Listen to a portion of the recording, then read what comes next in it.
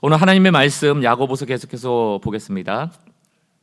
하나님을 가까이 하십시오. 너무 당연한 이야기인데 오늘 조금 더 하나님께 더 가까이 나가는 계기가 됐으면 좋겠어요. 야고보서 4장 1절로 10절까지 말씀 함께 보겠습니다. 야고보서 4장 1절로 10절입니다.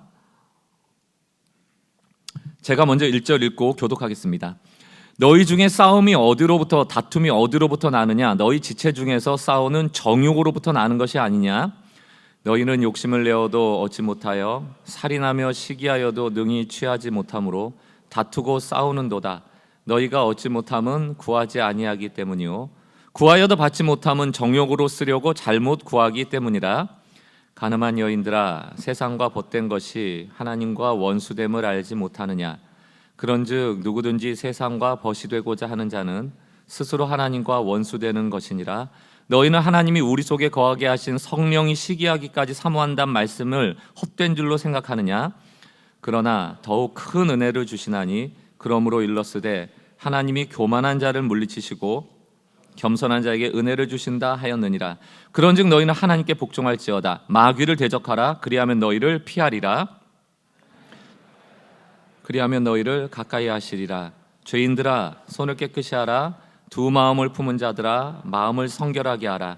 슬퍼하며 애통하며 울지어다. 너희의 웃음을 애통으로, 너희 즐거움을 근심으로 바꿀지어다. 함께 읽습니다. 주 앞에서 낮추라. 그리하면 주께서 너희를 높이시리라. 아멘. 우리는 교회가 지향하는 신앙의 방향은 매우 본질적입니다. 본질은 때로는 너무 작은 것처럼 보여져서 드러나지 않을 때가 많아요. 도드라지거나 화려하지 않기 때문에 저희가 잘 보지 못할 때가 많습니다. 나무로 치자면 꽃이나 열매보다는 나무의 본질은 뿌리에 있다라고 이야기하는 것과 같습니다. 뿌리가 없으면 나무는 죽은 나무죠. 소용이 없습니다. 한국교회를 바라보는 관점은 다 다르겠지만 저에게 한국교회는 뭔가 본질을 잃어버린 것 같은 느낌을 갖게 합니다. 복음보다 오직 하나님보다 무언가가 얹어지고 더해져서 복음이 보여지지 않고 하나님이 보여지지 않는 때가 아닌가 하는 생각이 듭니다. 본질을 잃어버리면 생명이 없습니다. 뿌리가 사라지면 나무는 생존할 수 없습니다. 우리의 신앙도 이 본질 없이 하는 신앙은 헛된 신앙이고 죽은 신앙이고 하나마나한 신앙입니다. 그런 의미에서 저희는 지금은 뿌리를 지켜야 될 때다. 이 본질을 다시금 회복해야 될 때다라고 말해도 과언이 아니죠. 제가 겨울나무 비유를 종종 드립니다. 겨울에는 나무가 앙상해 보여요. 마치 죽은 것처럼 보이지만 그 겨울 동안 나무는 뿌리를 지킵니다. 뿌리만 살아있으면 봄이 되고 따뜻한 훈풍이 불어오면 다시금 뿌리로부터 양분은 올라오고 잎사귀는 자라나고 꽃은 피고 열매는 맺게 되는 법입니다. 그러나 나무의 외형이 앙상하다라고 해서 가짜 꽃 달고 가짜 잎사귀 달고 가짜 열매 달고 그것을 보면서 기뻐하는 것, 정신 팔려 하는 것, 그리고 뿌리가 죽었는지 안 죽었는지 그 땅 밑을 보지 않는 것, 그 나무가 살아있다 할 수 있겠습니까? 그 가짜 꽃 달아놓고 화려하다 해서 뿌리가 죽은 나무를 살아있다라고 말할 수는 없는 겁니다. 저는 우리는 교회를 찾아오신 성도님들이 아마 대부분 신앙의 뿌리를 찾아 그 뿌리와 본질을 추구하는 신앙을 위하여 오신 분들이라고 생각합니다. 그럼에도 불구하고 이 화려한 세상이나 외형을 추구하는 또 겉모습에 현혹되기 쉬운 이 세상에서 신앙이라는 본질 작거든요. 잘 안 보일 때가 많아요. 이 본질을 본다는 건 결코 쉬운 일이 아닙니다. 나무의 겉 외형을 보는 것은 쉽죠. 그러나 그 땅 밑에 뿌리를 보는 일은 관심을 갖고 헤쳐보지 않으면 땅을 그 어려운 일입니다. 세상이 우리에게 요구하는 가치관이나 세계관으로는 거의 본질을 본다는 게 불가능하죠. 세계관이라는 게 뭡니까? 세상을 보는 거울, 세상을 보는 안경, 렌즈 이렇게 표현을 합니다. 그러니까 세상을 보는 안경을 쓰고서는 정말 그 뿌리를 본다는 게, 본질을 본다는 게 보통 어려운 일이 아니에요. 생명체의 가장 작은 단위를 우리는 보통 세포라고 얘기합니다. 이 작은 세포가 존재하지 않으면 생명도 존재하지 않는다는 의미에서 이 세포는 생명의 본질이라고 해도 과언은 아닙니다. 근데 여러분 세포를 보신 적이 있어요? 우리의 눈으로, 우리의 안경으로 아무리 먼 데를 본다라고 해도 볼 수가 없어요.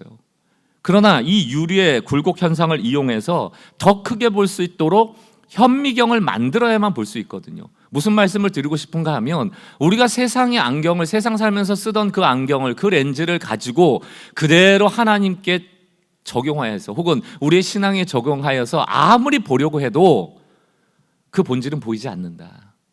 세상의 렌즈로는 볼 수가 없다라는 얘기입니다. 신앙의 본질을.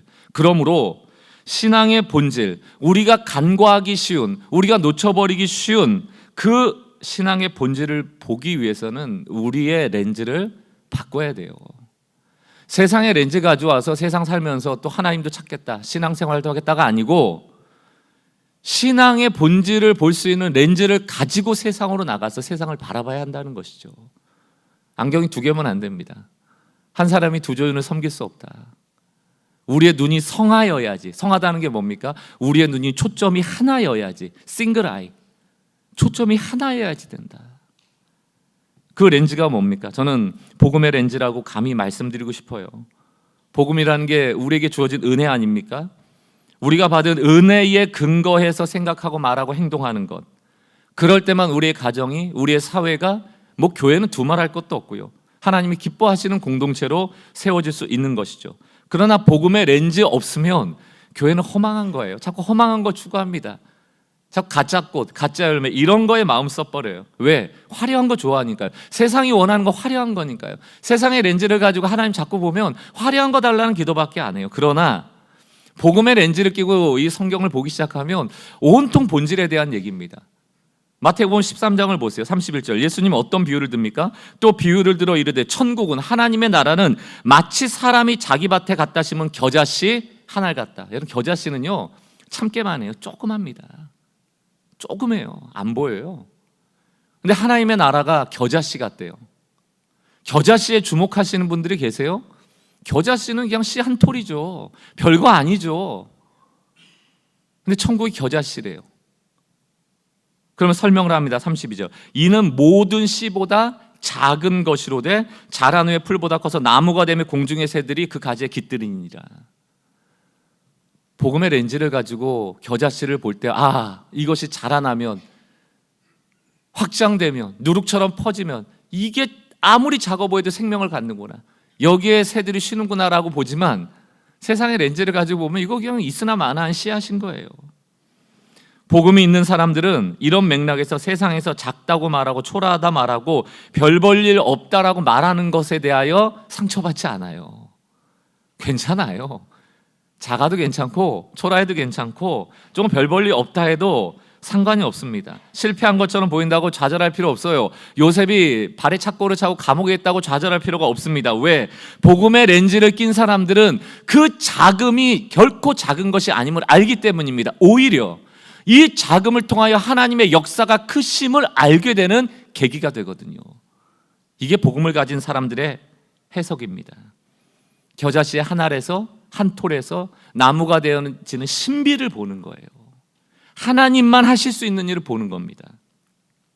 그러므로 성경은 작은 씨, 작은 자, 소자 무시하지 않아요. 오히려 귀하게 여깁니다. 복음의 렌즈를 쓰고 보면 그런 작은 자나 작은 씨나 작은 것들, 연약한 것들이 하나님이 일하실 수 있는 가장 좋은 환경이다. 그러니까 하나님이 지금 오늘 모인 우리들 중에 누구에게 제일 관심을 가질까? 그 제일 힘드신 분들이에요. 너는 내가 역사하기 딱 좋은 환경이야. 사람이 자격 갖추고 자기가 뭐 할 만하면요, 좋은 일 일어나면 다 자기가 했다 해요. 자기 의의가 생깁니다. 그러나 힘든 분들은 이건 기적 아니고서는 안 돼, 하나님 아니고서는 안 돼, 늘 인정하거든요. 그러니까 여러분, 제일 힘든 분에게 하나님이 역사하시기 가장 좋은 환경이다라고 믿으시면 돼요. 이게 복음의 렌즈예요. 그러나 세상 사람들은 너 지금 힘드네, 너 잘못되고 있네, 너 망하겠네, 다른 얘기를 하죠. 복음의 렌즈는 나의 약함의 이면에 있는 하나님의 사랑과 그분의 크심을 주목하게 합니다. 그 자금이 하나님을 드러내는 도구로 쓰임받는 것을 믿는 것이죠. 그러므로 저는 여러분들에게 오늘 기억에 남을 한 문장을 꼭 소개해드리고 싶어요. 그게 무엇인가? 복음의 렌즈를 가진 사람은 불완전함을 아름답게 봐요. 불완전함에 두려워하지 않아요. 무언가 부족한 것 때문에 불안해하지 않아요. 아하, 부족하네, 불완전하네, 모자라네 하나님이 채우시겠네. 하나님이 역사하시겠네. 내 힘으로는 안 되니 하나님이 나서시겠네. 여러분 깐난쟁이 보셨잖아요. 여러분 키워보셨잖아요. 1살배기 2살배기 걔네가 뭘 할 수 있습니까? 불완전하기 짝이 없는 인간들 아닙니까? 뭘 할 수 있어요? 뭐 밥벌이를 합니까? 뭐 자기 알아서 일을 합니까? 배고프면 엥 울고 똥 싸면 엥 울고. 얼마나 불완전해요. 부모가 그 아이를 보면서 그 불완전함을 보면서 야, 넌 진짜 쓸모없다. 넌 인간도 아닌데 버려요? 울면 먹여주죠. 울면 똥 치워주죠. 힘들다 하면 달래주죠. 보호해주죠. 약 발라주죠. 병원 데려가죠. 그 불완전하기 때문에 주목하는 거예요. 불완전하기 때문에 귀한 거예요. 깐난쟁이도 얼마나 이뻐요. 울어도 이뻐요. 저 몰라서 저러는 거니까. 그리고 쭈쭈쭈 하고 막 그 달래는 어른들 얼굴 보면 막 화나잖아요. 좋은 거예요, 그냥. 하나님이 우리를 그렇게 보지 않을까요? 우리가 불완전해서 울 때 하나님 무능한 놈 이게 아니고 우쭈쭈쭈쭈 내가 있잖아 얼레리 꼴레리 막 나보라고 불완전함이 아름다워져요. 여러분 집에서 나무들 키우십니까? 어느 날 갑자기 나무에 잎사귀가 하나 갈변돼요. 이거 죽어가고 있네. 그러면 에이 갖다 버려라 그래요? 그 잘라내고 그때부터 다시 흙갈이 해주고 막 양분을 주고 물 주고 햇볕 쏘이고 다시 공기를 들어오게 하고 돌봐주지 않습니까? 그 나무를 그토록 애지중지하게 돌보게 한 이유가 뭐예요? 그 갈변된 나무 잎사귀 때문이에요. 불완전하기 때문이에요. 이게 영적인 원리입니다. 저희 성탄절 아이들 가끔 나와서 공연하잖아요. 공연이라 할 것도 없죠. 그냥 우리 아이들이에요 하고 소개하잖아요. 완벽한 공연을 보셨어요? 10년 동안? 전 한 번도 못 봤습니다. 기대도 안 해요. 바라지도 않아요. 이게 비아냥의 소리가 아니고 바라질 않아요. 제가 주일학교 교사분들하고 전도사님, 목사님들한테 꼭 얘기하는 게 제발 연습시키지 말라고.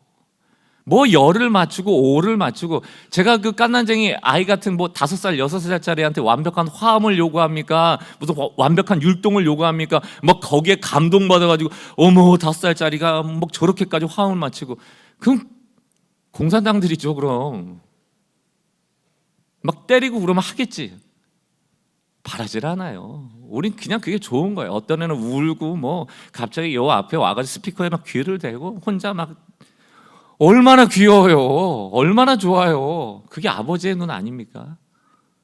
그런데도 이 중에 있는 부모님들은 그 똑바로 공연 못하는 그 애만 보이는 거야. 이쁘지 않아요? 우리 애요. 불완전함이 아름답다. 돌보신다. 그러니까 제발 여러분 완벽을 꿈꾸지 마십시오. 크리스마스 생각하니까 또 이런 생각이 나네요. 제 부르는 노래도 있잖아요. 울면 안 돼 산타 할아버지는 우는 애들에게 선물 안 주신다네. 그건 산타니까 그렇죠. 예수님은 달라요. 크리스마스 때 울면 안 돼 부르면 안 돼요. 오히려 우리 개사에서 불렀던 적도 있잖아요. 울어도 돼. 우리 예수님은 우는 애들에게 더 큰 선물 주신다네. 그게 복음이죠. 우니까 애죠. 그러니까 하나님이 필요한 거죠.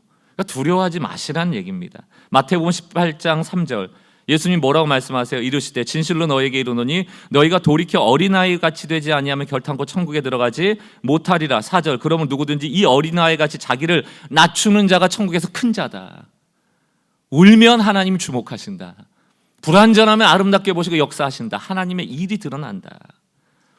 교회는 어떤 완벽함을 추구하고 탁월함을 추구하여 완성되는 데가 아니에요. 저는 너무 많이 봤습니다. 완벽함 추구하고 탁월함 추구하면 사람을 잃어요. 조금 부족한 사람을 버려요. 부품 취급합니다. 잘라요. 넌 필요 없대요. 상처받으신 분 많을걸요? 왜 그렇습니까? 그거 다 잘하자고 하는 거잖아요. 좀 잘하자고 하는데 넌 무능하네? 그럼 은근히 잘라버리고 없는 사람 취급해버리고 조금 능력 있는 사람, 내 구미에 맞는 사람 같이 똘똘 뭉쳐갖고 한번 잘해보자고. 그거 하나님 원하시는 게 아닙니다. 우리가 연약하면 연약할수록 하늘 보좌 위에서 우리를 더 귀히 보시는 거예요. 찬송가 아닙니까? 날 사랑하심. 내가 연약할수록 더욱 귀히 여기사 높은 보좌 위에서 낮은 나를 보시네. 날 사랑하심 성경에 쓰였네. 고린도후서 12장 9절 10절을 메시지 성경으로 좀 보겠습니다. 사도 바울이 하나님의 능력을 의존함으로 그 능력을 경험하게 되어지는 그 계기가 무엇인가? 바로 사도 바울의 약함이에요. 보세요. 내 은혜가 내게 족하다. 하나님 말씀하시는 거예요. 내게 필요한 것은 그것이 전부다. 그것이 뭡니까? 은혜가 전부다. 은혜로 채워가는 거야. 내 능력은, 하나님의 능력은 너의 약함 속에서 진가를 드러낸다. 나는 그 말씀을 듣자마자 이렇게 된 것을 기쁘게 받아들였습니다. 사도 바울 얘기해요. 나는 장애에 집착하는 것을 그만두고, 나의 약점을 집착하는 것을 그만두고, 나의 완벽함과 탁월함을 추구하는 마음을 그만두고 은혜를 선물로 받아들였습니다. 그것은 그리스도의 능력이 나의 약함 속으로 쇄도해 들어오더라는 거예요. 약함이 하나님의 능력의 통로가 되더라는 거예요.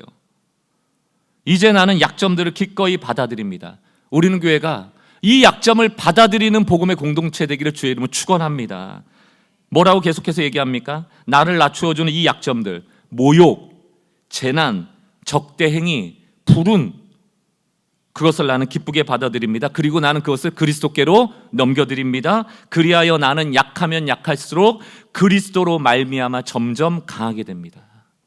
우리는 교회는 목사가 약하고 부족하기 때문에, 성도가 약하고 부족하기 때문에, 탁월하고 완벽하지 않기 때문에 오히려 하나님이 일하시는 공동체가 되어지는 거예요. 거기에 소망을 두는 겁니다. 우린 사람 바라보지 않기로 했잖아요. 담임 목사 의존하지 않기로 했잖아요. 제가 돈 많은 사람 의존하지 않기로 했잖아요.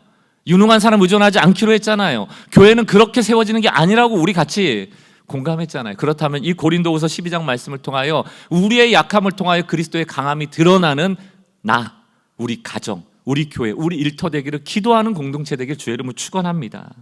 세상의 렌즈는 완벽해지래요. 그러나 복음의 렌즈는 불안해도 괜찮대요. 세상에서는 완벽하지 못하면 괴로워요. 직장 가서도 늘 듣는 얘기가 뭡니까? 넌 다 좋은데 2%가 부족하다고. 상사들이 늘 하는 얘기거든요. 이것만 바꾸면 넌 진짜 괜찮은 사람인데. 그러니까 우리 늘 스트레스잖아. 그 2%가 보완되면 나도 좋지. 안 되는 거예요.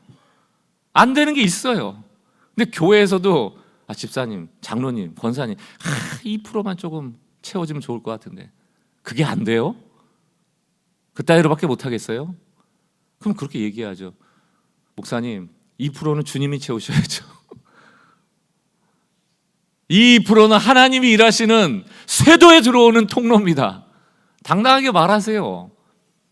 그게 용인되어지고 그것 때문에 서로 기도하게 되고 축복하는 것이 우리는 교회 공동체가 되길 바랍니다.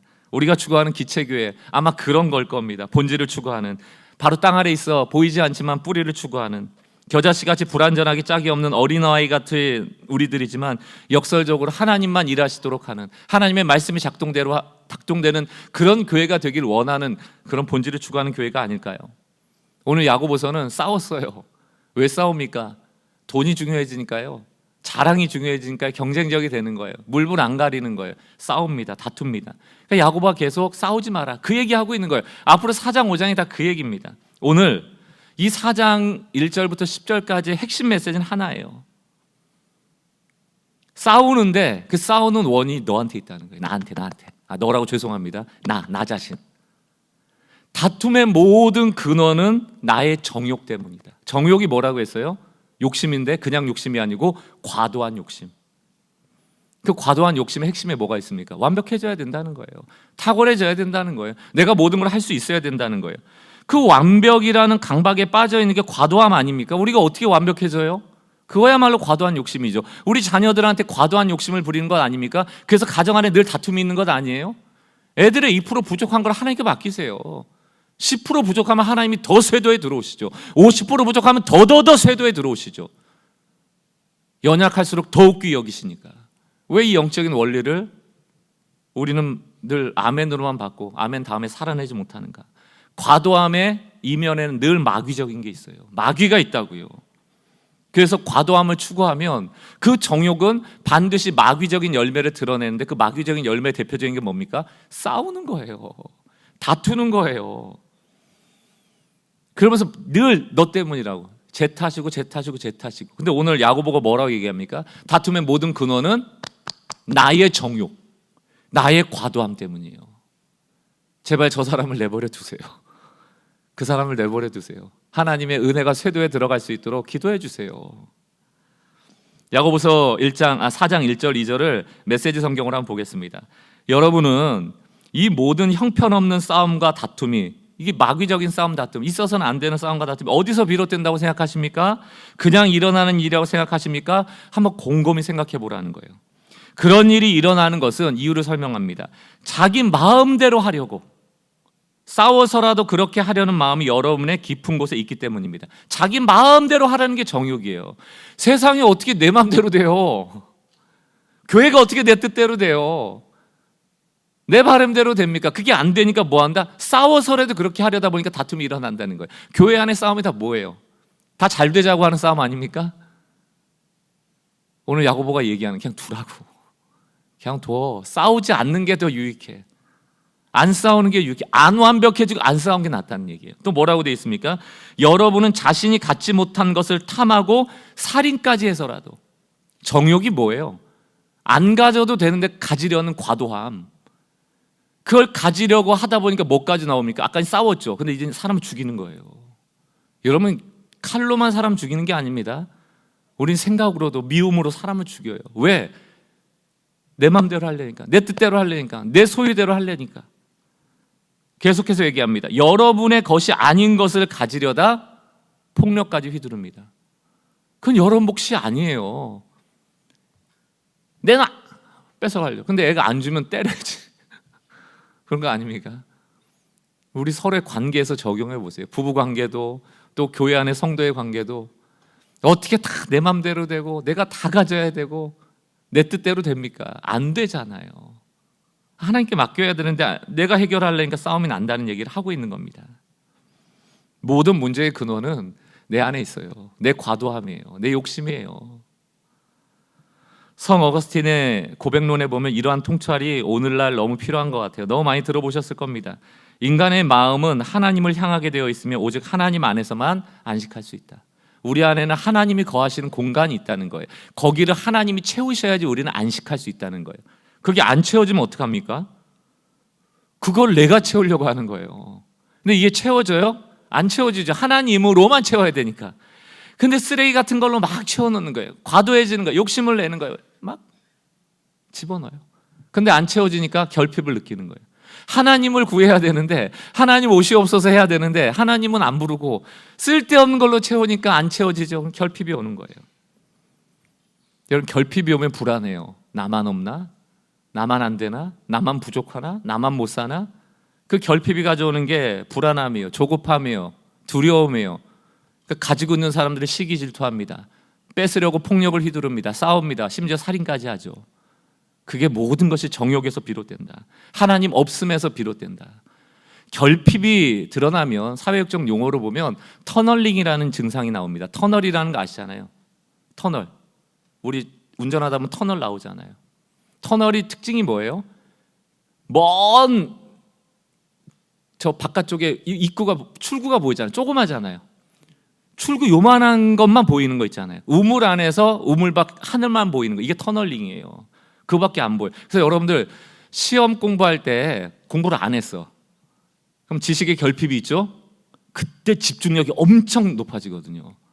딴 게 안 보여요. 뭐 합니까? 당일치기 막 공부만 하는 거예요. 이게 터널링이에요. 일종의. 문제는 뭐예요? 이런 게 우리 인생에 찾아오면 그것만 보여. 돈의 결핍이 오면 돈만 보여. 돈 버는데 애를 써. 이게 터널링이에요. 그것만 보이는 거예요. 아무것도 안 보여요. 하나님도 안 보여요. 인간도 안 보여요. 저 사람이 뭐 힘든지 아픈지 관심이 없어요. 뭐만 보여요? 돈만 보여요. 왜? 돈이 없으니까. 이게 결핍이 주는 무서운 터널링 증후군입니다. 우리는 교회도 교회 상처 입고 오신 분들이 많죠. 교회 결정할 때 터널링 증후군이 나옵니다. 교회는 이래야 돼. 엄청 작은 거거든요. 그리고 우리는 교회 그걸 요구해요. 이래야 돼요. 아무것도 필요 없어. 그것만. 나 상처 준 그것만. 이것만 없으면 좋은 교회. 그렇지 않아요, 여러분. 이 터널링 증상과 우리가 싸워야 합니다. 여기에 눈이 멀어버리면 되는 게 없는 삶이 돼버려요. 불안해지죠. 제가 이거를 여러분들께 좀 설명하려고 이 정욕에 대한 얘기가 계속 나오니까 여러분들에게 좀 신선한 설교의 방향도 중요하겠다 해서 책 한 권 소개해드리려고 합니다. 1851년에 쓴 허먼 멜빈이라는 분이 쓰신 모비딕이라는 소설이에요. 이거는 저는 안 읽었습니다. 왜 안 읽었냐면 재미가 없대요. 장편 소설인데 원서로 700페이지랍니다. 근데 내용이 드라마틱하지 않아요. 그래서 읽으라고 추천하는 분들은 별로 없습니다. 안 읽었죠. 이거 영화로도 나왔습니다. 그레고리 팩, 여러분 잘 아시죠? 1956년인가 그래서 백경. 예, 그게 이제 흰고래라는 뜻이잖아요. 그러니까 모비딕이 흰고래 이름이에요. 내용은 너무 단순합니다. 그러니까 에이하브라는 선장이 있는데 고래 잡으러 다니다가 포경선이죠. 고래 잡으러 다니다가 그 모비딕이라는 고래한테 다리를 잘렸어요. 그 복수하러 다니는 거예요. 그게 이제 책의 전부입니다. 그러니까 여러분 또 읽지 마세요. 근데 이게 기독교에 대한 비판적 현실, 그 당시 미국의 그 개신교에 대한 그 내용을 담고 있다 이렇게 해석하는 그런 해석들이 많습니다. 왜냐하면 여기 책에 나오는 주인공들 이름이 다 성경에 나오는 인물들이에요. 그러니까 이 책을 지금 기술하고 있는 소설이니까 그 책 안의 주인공이 이스마엘입니다. 이스마엘이 누구예요? 아브라함의 서자, 쫓겨났잖아요. 그러니까 이스라엘이라는 중심부의 인물이 아니고 주변부의 인물이 된 이스마엘을 통하여 이 모비딕이라는 상황을 보게 하는 거예요. 그리고 이 사람만 나중에 살아남거든요. 그 사람이 그 내용을 적은 것과 같이 소설을 기술해 나가는 겁니다. 이스마엘 나오죠. 선장 이름이 에이하브예요. 영어로 하면 AHAB거든요. 에이하브라고 우리는 한글로 번역했지만 성경에 나오는 인물로는 가장 북이스라엘의 악한 왕이었던 아합입니다. 하나님을 믿지 않고 바알과 선지자를 믿었던 그게 아합. 그걸 이제 에이하브라는 선장이 있고요. 또 이스마엘이 주인공 이 책을 적는 사람이라고 그랬잖아요. 이스마엘한테 야, 이 포경선 타지 마, 위험해라고 경고했던 사람이 엘리야예요. 아합한테 경고했던 사람이 엘리야잖아요. 근데 여기서 미치광이로 나옵니다. 그러니까 미친 사람 소리니까 안 듣고 타는 거죠. 이런 식으로 그 안에 약간 비판적 시각이 들어있어요. 결말도 간단합니다. 나의 발을 잃게 했던 모비딕이라는 흰고래를 잡으러 가요. 근데 막 얼마나 무모한지 사람들이 글로 가면 안 된다, 위험하다, 아무리 해도 항로를 변경해서라도 막 아나무인으로 가는 거예요. 그러니까 결국 모비딕을 만나고 모든 선원과 함께 죽습니다. 끝. 도대체 에이하브는 뭐에 씌운 걸까요? 뭐가 도대체 그 인생을 씌워가지고 그 위험함을 무릅쓰고 그 흰고래 잡으러 돌아다니는가? 여러분 세상에서 힘든 일은 참을 수가 있어요. 내가 뭘 했는데 좀 힘들어. 그런데 참 열매가 좋고 그래도 해냈다는 이렇게 성취감이 있어요. 그건 괜찮은데 진짜로 힘든 거는 헛된 거예요. 헛된 일 할 때가 제일 비참합니다. 힘든 건 참아요. 헛된 건 너무 힘들어요. 모비딕이라는 게 헛됨이 있어요. 도대체 뭐 한다고 고래가 알고 그 사람 다리를 잘랐습니까? 무슨 뭐 원수지었어요? 뭐 가문에 원수가 있어요? 그냥 고래는 고래의 할 일 한 거 아니에요? 나를 잡으려고 하니까 앙 했는데 다리가 딱 잘린 거죠. 고래가 뭐 알고 했습니까? 근데 계속 쫓아오는 거예요. 쟤 왜 자꾸 쫓아오지? 이랬을 것 같아요. 이 고래를 잡는 게 누구한테만 의미가 있냐고. 에이하브한테만 의미 있는 거잖아요. 왜 그랬을까? 왜 그랬을까? 이 에이하브의 상황들을 여러 면에서 해석을 한 글들이 있습니다. 근데 저는 오늘 그 에이하브가 왜 그렇게 모비딕을 쫓아다녔을까를 좀 심리학적으로 해석한 글에 좀 주목을 했어요. 그러니까 여러분들이 뭐 프로이드 같은 분석 심리학자하고 아주 대등할 만한 사람으로 늘 칼 융이라는 분석 심리학자를 들어보셨을 겁니다. 이 융이라는 사람이 이 사람은 약간 기독교의 기반이기 때문에 저는 뭐 신앙적인 사람이라고 생각을 합니다만 인간의 개성화 이런 단어를 썼어요. 인간의 개성화, 개성이라는 게 개성 있어 이런 게 아니고 나의 나됨을 찾은 사람. 그러니까 인간의 개성화라는 용어를 쓰면서 성숙한 사람은 인간의 개성화에 이르렀다 이런 표현을 합니다. 그러니까 미숙한 사람과 성숙한 사람을 표현할 때 인간이 개성화되었는가 개성화되지 못하였는가를 설명을 했어요. 개성화에 다다르지 못한 사람, 미숙한 사람은 어떤 특징이 있냐면 나는 선해, 상대방은 악해. 이분법이에요. 나는 참 착한데 고래가 내 다리를 잘랐어. 고래는 나빠. 그러니까 다리 하나를 잃고 이 에이하브가 절망에 빠지거든요. 인생에. 그러니까 절망에 빠진 이 에이하브 인생에 나를 이렇게 절망에 빠뜨린 유일한 근거는 모비딕인 거예요. 저 흰고래. 그러니까 저 흰고래가 내 인생의 문제고 이 문제를 해결함으로 나의 절망에서 빠져나오겠다. 이게 사실 개성화에 이르지 못한 사람들의 특징입니다. 이 분화가 전형적인 미숙함이에요. 나는 옳고 저는 악하고 그러므로 나는 문제가 없는데 내가 불행해진 이유는 모든 게 저 사람 탓이야. 외부의 환경 탓이야. 외부의 문제를 투사하는 것, 이게 가장 미숙한 사람들이라 말하는 거예요. 에이아브가 불행해진 이유도 그런 것 아닙니까? 고래에게 문제를 투사해버린 거예요. 그리고 모든 선원과 함께 죽음의 길로 가버립니다. 도대체 그게 그만큼 가치 있는 일이었을까?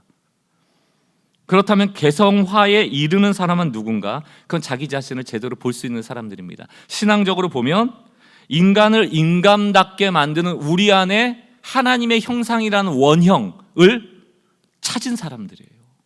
이게 개성화에 이르렀다라고 보는 겁니다.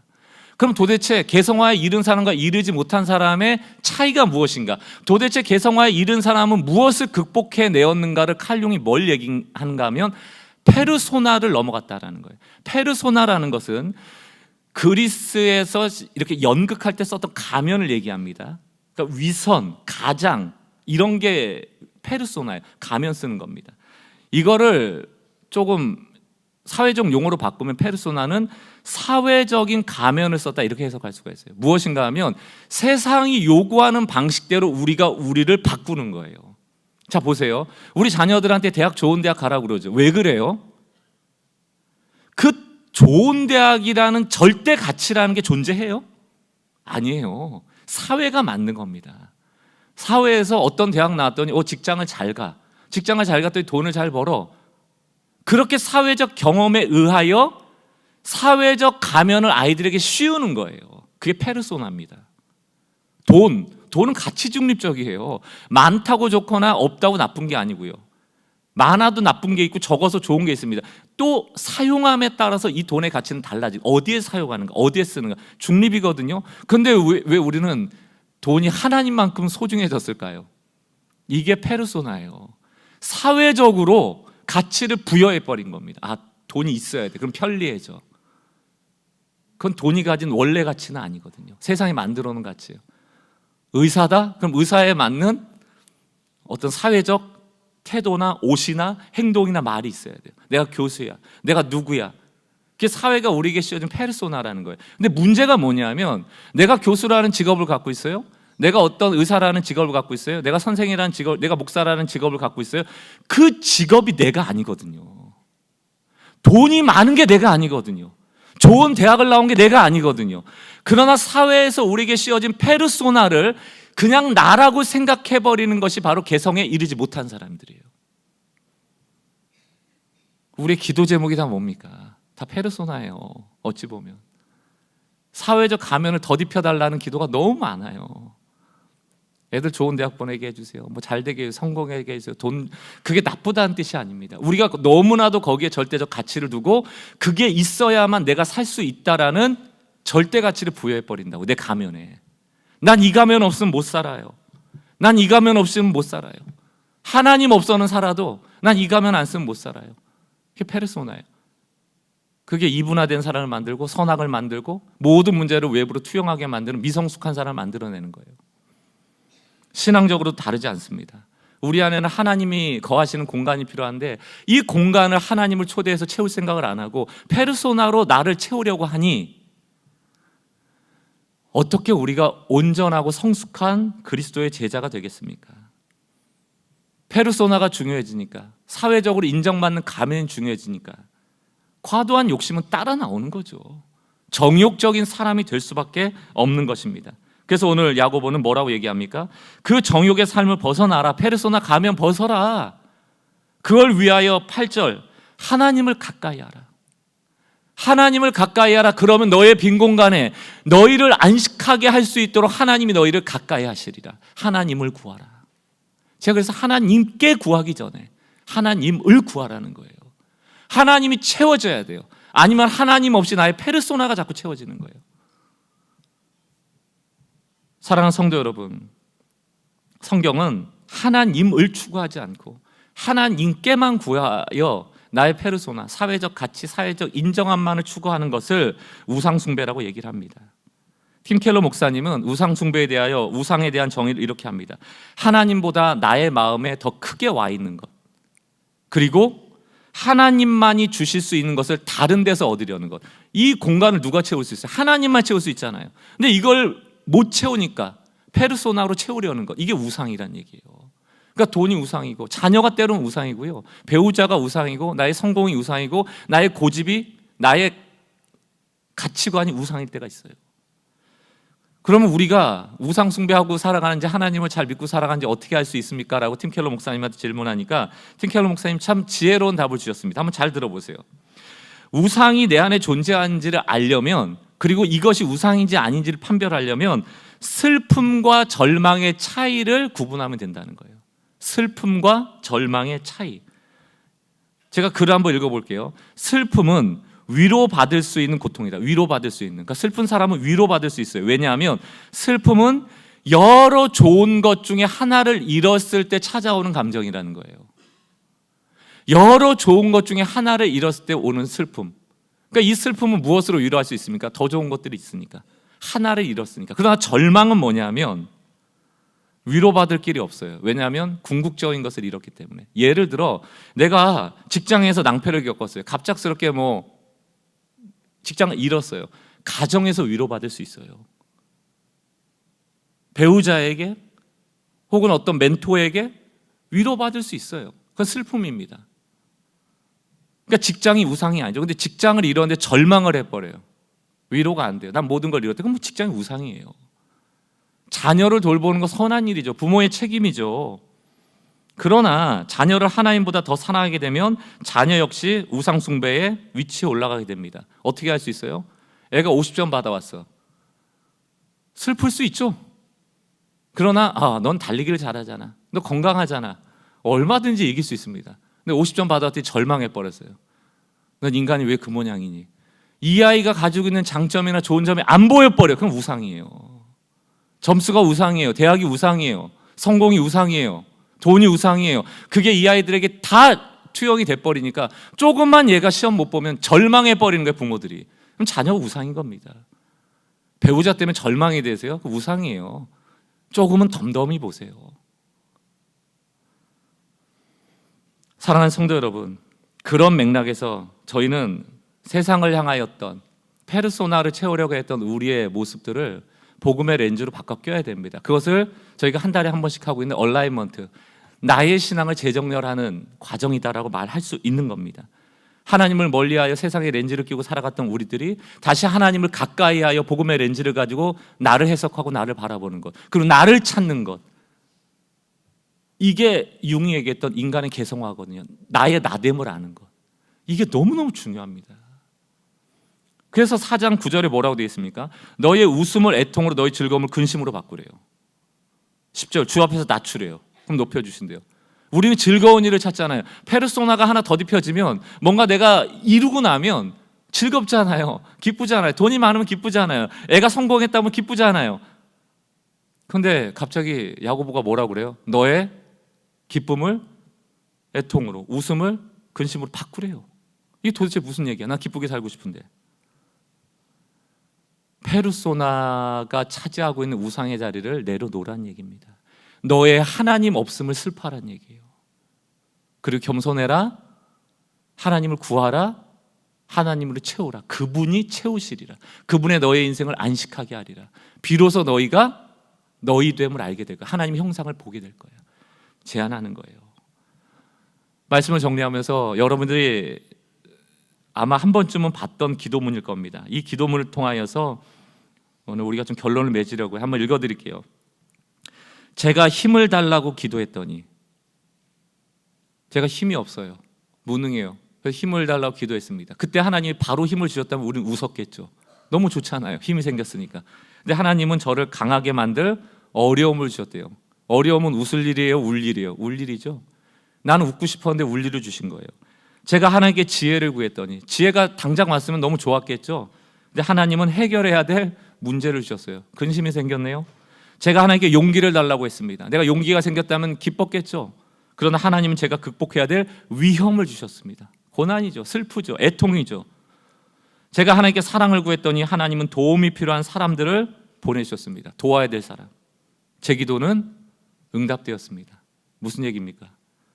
어려운 문제를 만나고 해결해야 될 문제를 만나고 극복해야 될 위험을 만나고 나를 좀 도와달라고 했더니 오히려 도와줘야 될 사람을 만나게 함을 통하여 나는 힘을 얻었고 지혜를 얻었고 용기를 얻었고 사랑을 얻었습니다. 칼 융이 페르소나를 벗고 그림자를 마주해야 된다고 말했거든요. 이 그림자가 뭡니까? 바로 근심이에요. 우리의 비참함, 하나님 없이는 안 되는 삶, 이 그림자를 발견할 때 비로소 개성화가 되거든요. 여러분, 지금 인문학 강의를 하려고 하는 게 아닙니다. 똑같아요. 하나님께 수많은 페르소나를 구하며 즐거울 일만 찾아서는 그게 복된 인생이 되는 것이 아니다. 때로는 내 안의 그림자, 어두움, 절망, 때로는 슬픔, 이런 감정들을 마주하게 할 때 비로소 우리는 낮아지고 하나님을 구하게 되죠. 그리고 하나님이 오시고 비로소 나의 나됨을 알게 되는 거예요. 우리도 그렇게 고백할 수 있을 것입니다. 주여, 페르소나를 벗고 하나님을 내 안에 모시고 나니 내 기도가 응답되었습니다. 시편 73편입니다. 2절, 나는 거의 넘어질 뻔하였고 나의 걸음이 미끄러질 뻔하였으니 이는 내가 악인의 형통함을 보고 오만한 자를 질투하였습니다. 이거 듣기만 해도 열이 받아요. 4절, 그들은 죽을 때도 고통이었고 죽을 때까지 그 힘이 강건하고 사람들이 당하는 고난이 그들에게는 없고 사람들이 당하는 재앙도 그들은 없어요. 누구? 악인들. 너무너무 싫은 거예요. 그때 어떤 마음이 들어요? 정욕이 나오는 거예요. 나도 저 인간들처럼 되리라. 저렇게만 되면 나도 고통이 없구나. 나도 강건하구나. 재앙이 없구나. 페르소나를 더딥히는 거예요. 그렇게 같이 망해가는 겁니다. 그러나 이 시편 73편 기자는 이 상황을 하나님께 한탄은 했지만 잘 이겨냅니다. 그리고 73편 28절 상반절 결론이에요. 우리 같이 한번 읽어봤으면 좋겠습니다. 시작. 하나님을 가까이 하라. 그가 너희에게 가까이 하시리라. 하나님을 가까이 하고 그분이 나에게 오시는 것만큼 큰 복이 없다. 악인의 형통함을 부러워하지 말고 과도한 욕심 부리지 말고 하나님의 형상을 회복하는 자로서 하나님을 모시고 살아가는 우리는 교회 성도들 될 수 있기를 주의 이름으로 축원합니다. 우리 같이 한번 말씀을 생각하면서 찬양하겠습니다. 은혜가 필요합니다 라는 찬양입니다. 하나님, 오늘도 나는 은혜가 필요합니다. 아버지가 필요합니다. 나의 빈 공간에 오셔서 이 커다란 바다에 나의 배가 작을 때 크루즈 자꾸 구하지 말고요, 이 작은 배지만 주님이 나의 항해자가 되어주십시오 라고 말씀하면 하나님이 오셔서 우리를 안식하게 하실 것입니다. 과도한 욕심과 싸워나갑시다. 이 세상의 렌즈가 우리에게 요구하는 페르소나와 싸워나갑시다.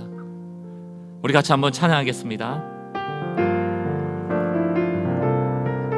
하나님, 오늘 하루 나 사는 것이 은혜임을 잊지 않게 하소서. 하나님, 오늘 하루 나 사는 것이 은혜임을 잊지 않게 하소서. 아멘.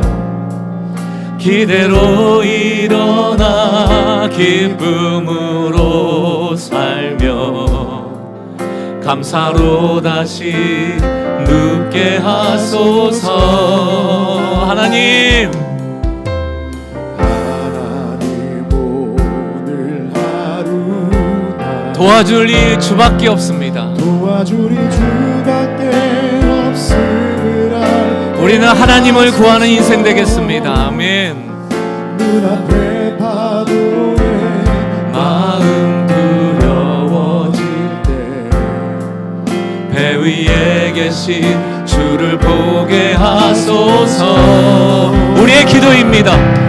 하나님, 오늘도 나는 은혜가 필요합니다. 나는 오늘도 아버지가 필요합니다. 이 커다란 바다에 나의 배는 너무 작으니 나는 은혜가 우리 형 다시 한번 기도하는 마음으로 선포합시다. 하나님, 오늘도 나는 은혜가 필요합니다. 아버지, 나는 오늘도 아버지가 필요합니다. 이 커다란 바다에 나의 배는 너무 아멘. 작으니 하나님은 불완전함을 아름답게 보십니다. 다시 한번 하나님을 구합시다. 하나님, 하나님 오늘도 나 불완전합니다. 약합니다. 비참합니다. 슬픕니다. 절망합니다. 아버지, 오셔서 나를 채워주시고 항해자가 되어주십시오.